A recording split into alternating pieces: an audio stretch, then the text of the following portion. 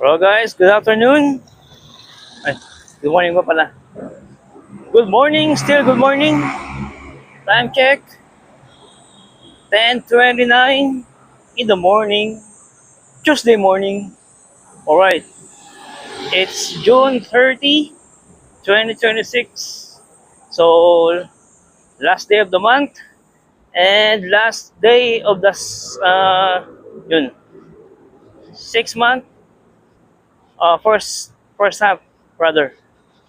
Last day of the first month and tomorrow is the second half of the year. Alright, ganun lang ang panahon, no? Easy easy. And that easy day is brought to you by Blue Drinking Water. Alright, orange flavor. Hmm. So yun, ganun lang kabilis, no? June 30.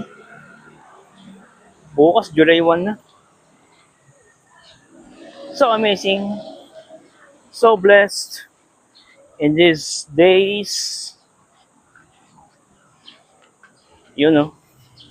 So, ayun. Kanina, ang tindi ng ulan. Glory to God at humupa na ulan. Kaya tayo ay nakapaglakad-lakad sa lugar na ito. Yan. So, how's your day guys? And by the way, gusto ko magpasalamat sa mga subscribers, viewers. Thank you so much for all of your overwhelming support. Yun. Salamat po sa inyong support ha. And yun, moving up na tayo. Thank you po. From the bottom of my heart, thank you so much. Para naman po dito sa sa mga ninanais kong soon to be project.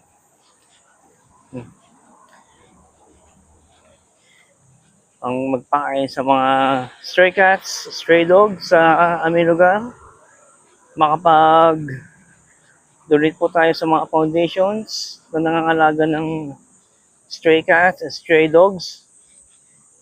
Eventually, yung mga yung mga endangered animal species, no? So, yun lang po ang target ko. And, ayun nga. So, kamusta naman ang inyong unang 6 na buwan, guys? Kamusta ang inyong first half? Ngayon, June 30. Last day of the month. Last day of the first half. Grabe, no? Bilis ng panahon. Ganun-ganun lang. July na bukas.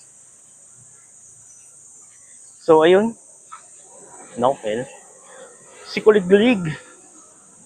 Naku, matinding init yan. Hopefully, hindi na matuloy yung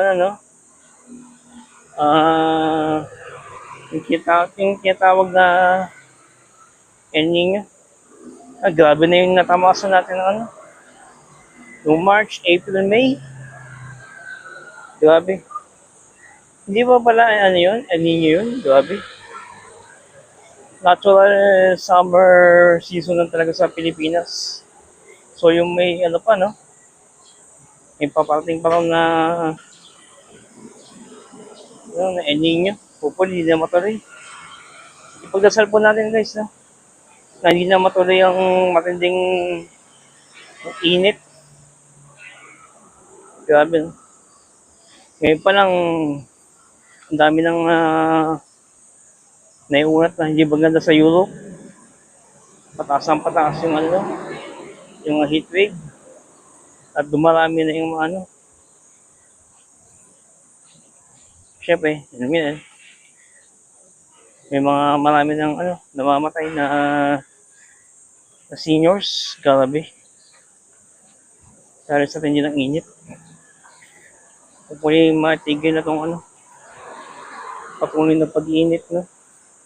At yung banda na paparating na El Nino na may Loobin ng Panginoon na hindi yun matuloy dahil maraming maapektuhan.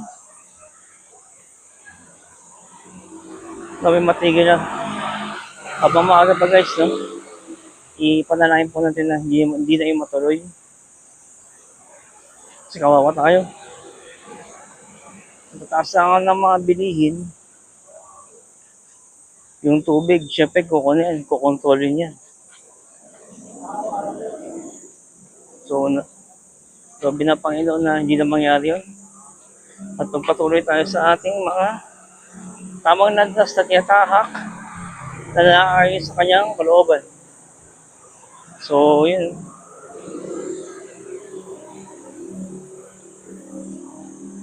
So, yun guys, normal days lang. Ganun pa rin tayo. Patuloy pa rin tayo sa nilalakad natin requirements. Grabe. Ano pecha na, no? Hindi kasi matuloy-tuloy gawa ng kahapon. Tight budget na pala ako. Hopefully ngayon, mailakad ko yung dapat ko lakarin. And by God's grace, no? By God's will, maipasa ko ang panel interview. Dahil ito na yung paraan ko para makakuha ng ang maayos na trabaho. Ito maayos naman trabaho guys, no? Pero wala, talagang nataon tayo ngayon sa kagibitan. Doon kaya naman ang sahod, paunti-unti, nababayaran naman. Pagkaya ng mga na-mention ko sa nakaraang vlog ko, controllable naman yung roads ko. And paunti-unti, nababawasan na. And go to God, no? Yung malaking loan ko sa GCash ay almost 4 months na lang. Kasi nabayaran ako ng kalahati kanina.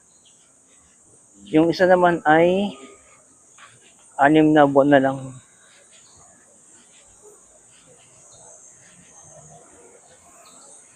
Kung tatanungin niyo ako, maglaro pa ba ako? Maglaro na ako pero yung lang, yung talagang kakayanin ko. Hindi mo na ako perfecto na malaki yung sahod. Tama lang yung sahod ko Naaayon sa tamang bayad sa mga utang.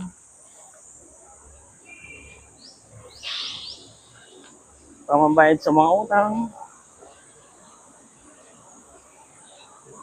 Wala, ganun talaga. Life of the breadwinner. So, ayun. Yun lang naman guys, no? Just giving you an update regarding to my ETAP application. So, ayun, bali, nagpapadap pa sa akin yung ETAP coordinator ng Lyceum of the Philippines. Yun. Dati lang Lyceum of the Philippines. Tapos naging naging university na. Lyceum of the Philippines University. Yun.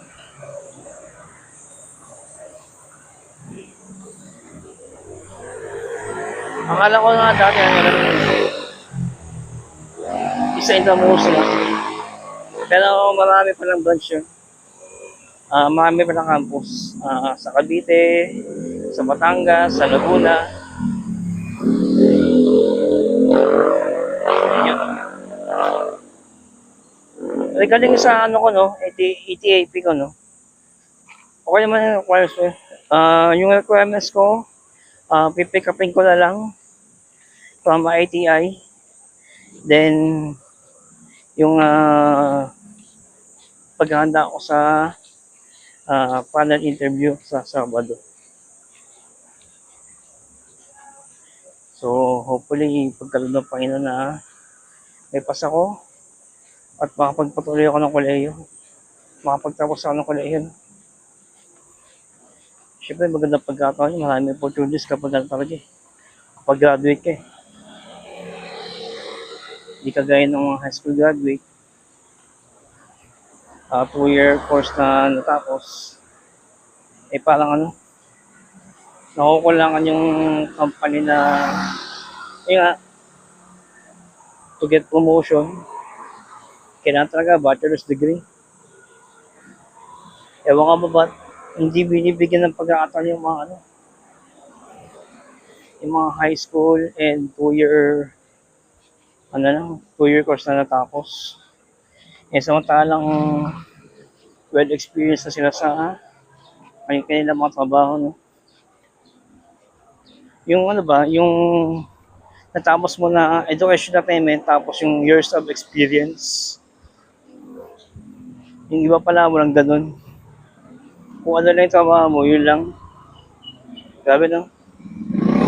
Kaya hopefully um, this chance magkaroon lang ng pag ano, no? Kaya pinagdasal ko na makakuha ako ng pagkataon na may pagpatuloy na aking pag-aaral. No? Makakuha ng bachelor's degree. And hopefully, in God's will, makamit natin. No? Hindi lang po ako, pati na ito po mga naghahangad na makatapos ng kolehiyo. Kaya natin guys. We can do it by the glory of God. And yun na po, maraming salamat. Please like, share, and subscribe my YouTube channel for more updates and life experiences. I'll see you next one guys. More power to all of you. God bless po.